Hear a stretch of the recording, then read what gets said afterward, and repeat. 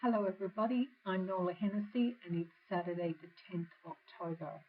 I'm in the Gold Coast in Australia and I'm going to be talking to you about a couple of different topics today. I read from my memoir last week and I'll reread that section and then I'll explore the topics that I've covered in these few sentences.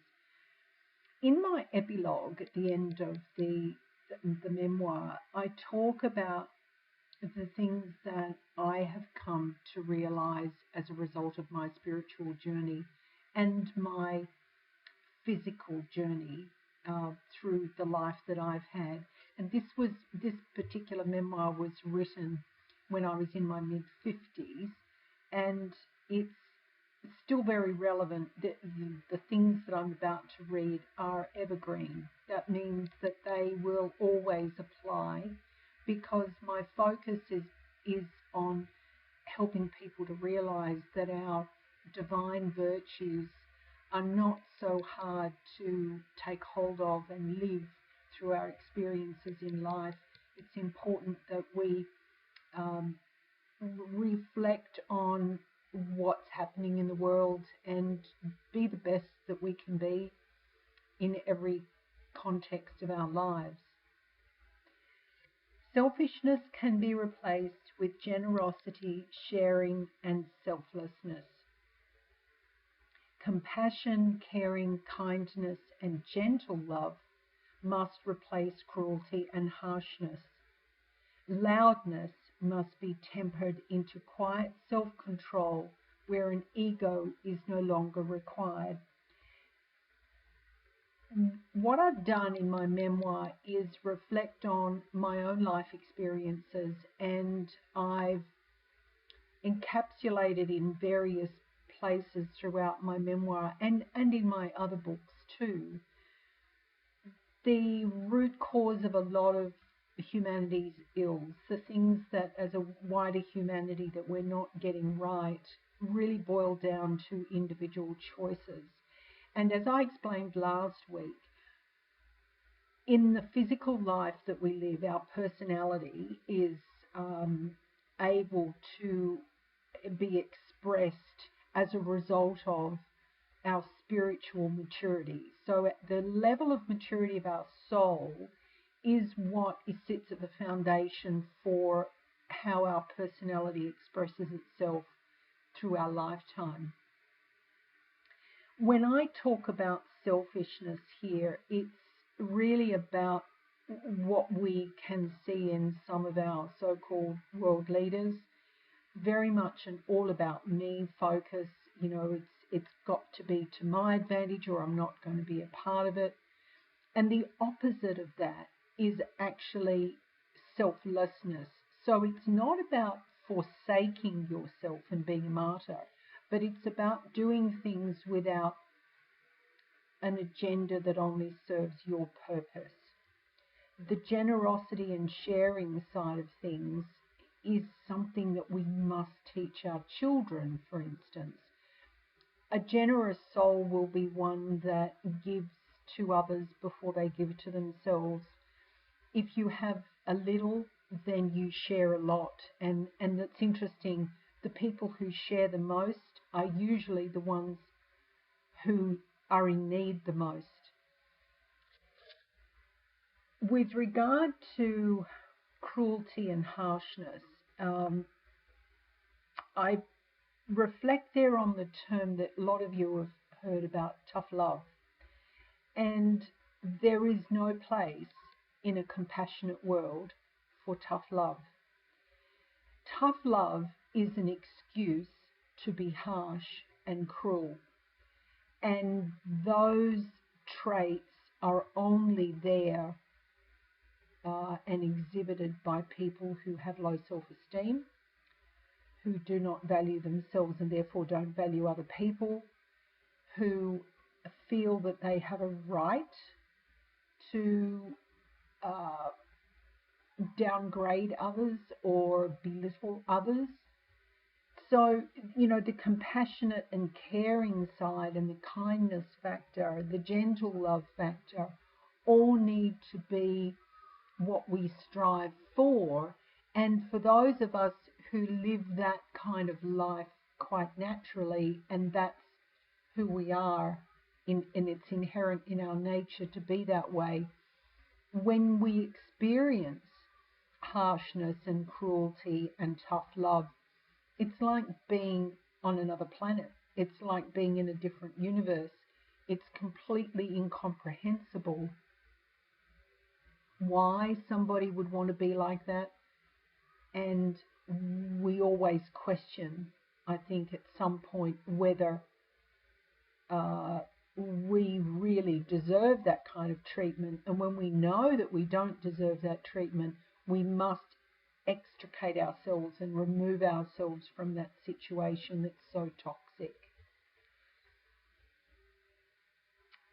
Ego is a really interesting word, isn't it? I remember when I was doing my postgraduate qualifications in clinical hypnotherapy, we looked at the ego states in transactional analysis, and at that time I found the science and the theory of that quite fascinating, that you can have, people can be in three dimensions in their ego state at any one time. But I can sit here and tell you that when your soul journeys beyond needing an ego, in other words, you don't need somebody else to pat you on the back and say you've done a great job. You don't actually need to have recognition for what you've done. You just keep going on regardless, and you're happy regardless, and you're motivated regardless. That really means that you've gone beyond needing an ego. An ego is every soul's trait and responsibility to mature through, no matter who we are. So if I reflect on myself, for instance, in the first 45 years of my life, I worked in an ego space. I actually wanted to have constant recognition. I expected to have recognition professionally. But I'll reverse that. In terms of in my volunteer work, I never needed recognition. That was something that I did under the radar for 30 plus years before a friend and colleague of mine chose to put me forward for an award, a Rotary International Award. And I'd always been taught by my grandparents that volunteer work is something that you just do because it's the right thing to do. So putting that aside, that professionally I wanted to have opportunities, and I looked for those. Now, looking for ego gratification is very different to actually going back to fundamental needs. So when I think about now in the COVID-19 world that we live in, and the very high unemployment in Australia, all of us need to be working. So seeking to be working is not the same as seeking to be recognized based on your ego. Your ego, once you create that pot and you need to feel like you've got to fill that pot, you will never be satisfied. So in transiting past the need for an ego at a spiritual level, what it feels like is actually quite a harmonious, peaceful place to be. When I realized I had evolved beyond an ego state, I felt like I was just sort of around and a being and part of the universe, but not needing to shine in the universe. I recently went on site and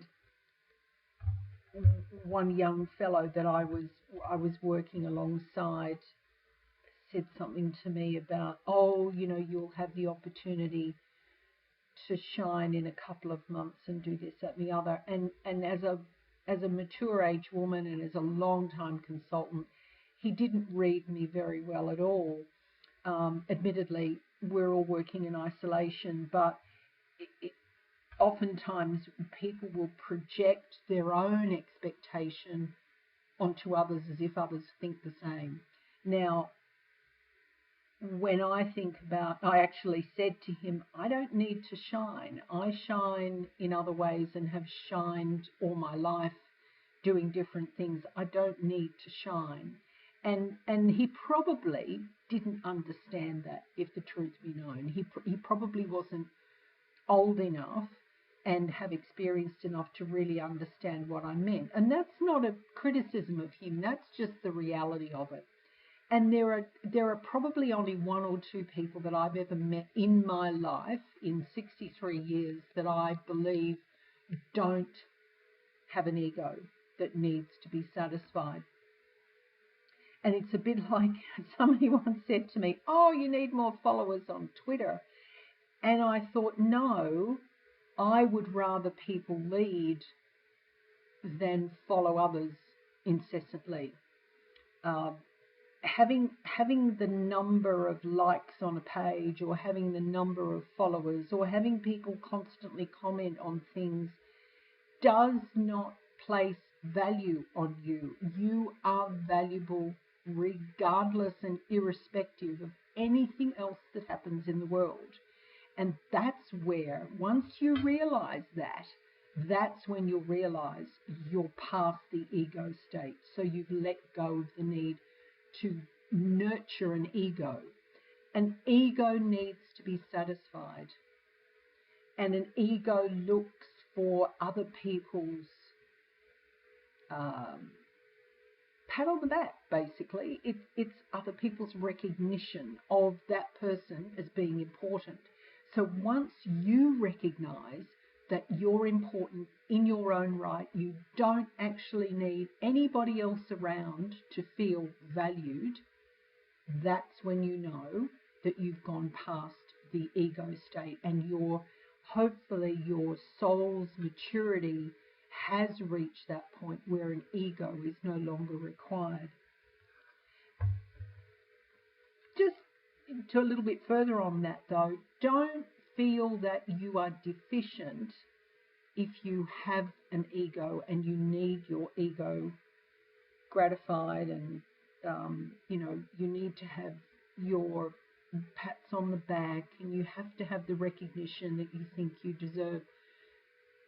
That's not bad. It just means that where you are in your spiritual journey is not at the same level as somebody else is in their spiritual journey. I've often thought that I could exist on a planet on my own, and that's not for any other reason than I actually don't require interaction with other people in order to nurture myself. So when you get to that point, and that's why a lot of people who become monks, who are in isolation, somewhere where we don't even know where they've gone, they actually live and thrive quite well without any interaction with people, and it can be the most peaceful, harmonious and self-gratifying place to be, that when you question the harshness and the cruelty that people will express, and the selfishness that they display, and the blatant arrogance that they show, and the racism and the bigotry and the violence, it's actually a much nicer place to be when you're away from all of those negative traits that people choose to have. Next week, I'm going to read a little bit more from my memoir in a different section, but I'd like you to have a think about, and perhaps comment about, and send me some messages about what I've spoken about today. I know it's probably a little bit deep and meaningful for some folks, but it's an area that can be explored, and we do explore in our training courses and our seminars to quite a degree. when people undertake our retreats, that's when the self-exploration side comes, and that's where understanding who you really are and what makes you tick and what you need and what you don't need really starts to come to the surface. And all of our journeys, each individual on this earth, our journeys are as unique and as special and as priceless as any other journey that somebody's taking. And who we are as individuals is equal and special and unique, priceless, all of those things. We need to value ourselves before we can value others. We need to be kind to ourselves before we can be kind to others. And we need to always show compassion for ourselves as well as for others, in order for us to be fully nurtured at a spiritual level. I'll say goodbye now, and I'll see you next week. I hope you have a great week going forward. Bye for now.